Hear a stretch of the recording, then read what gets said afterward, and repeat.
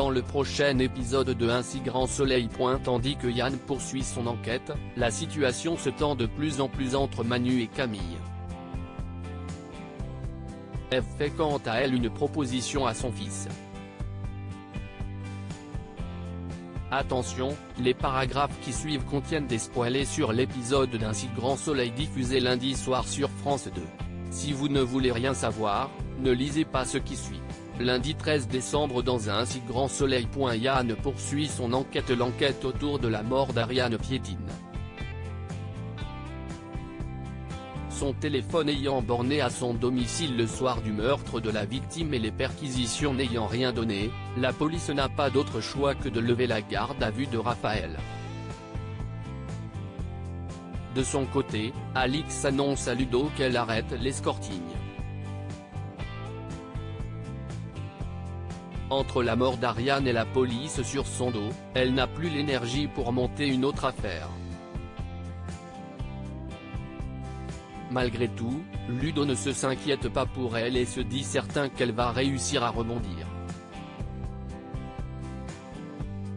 Plus tard, la juge Alphand informe Raphaël qu'il va être mis en examen pour escroquerie et qu'il risque 5 ans de prison ainsi que 375 000 € d'amende. Puisque l'enquête sur la mort d'Ariane est encore ouverte, elle lui demande par ailleurs de rester à la disposition de la police.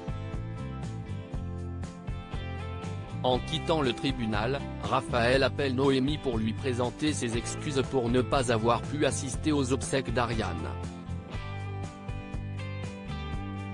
Il évoque ensuite sa garde à vue et le système qu'il avait mis en place avec Ariane pour sauver l'entreprise de la faillite.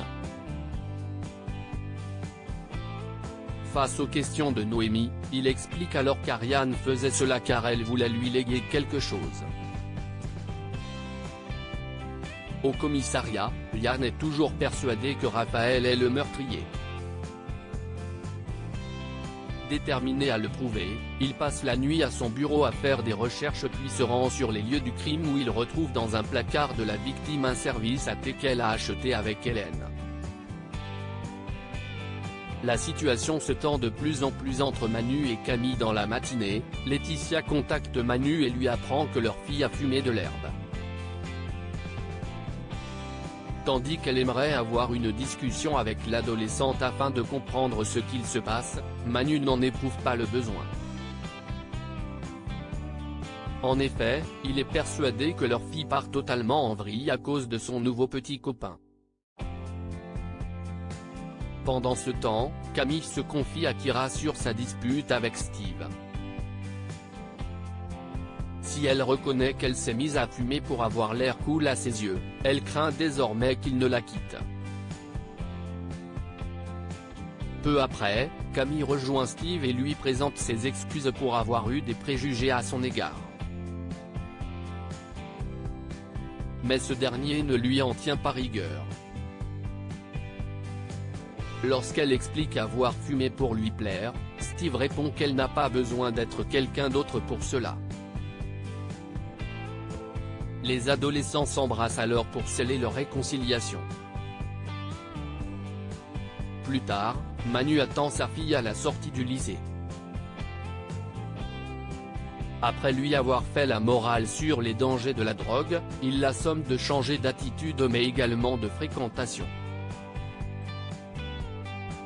En colère, l'adolescente traite son père de psychopathe avant de partir.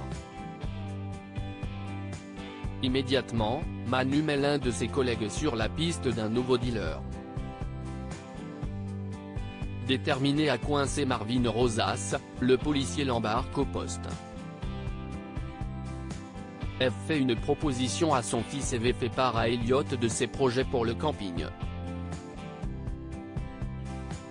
Souhaitant créer un restaurant adapté à leur nouvelle clientèle, elle lui propose de devenir le gérant de ce futur établissement mais Elliot refuse.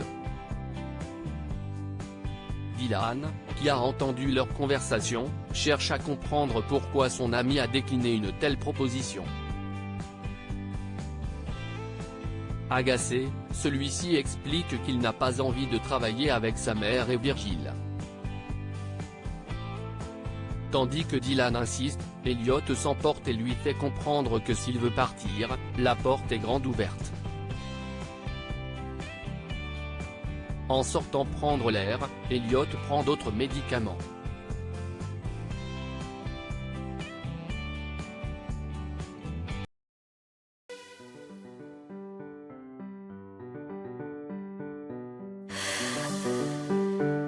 나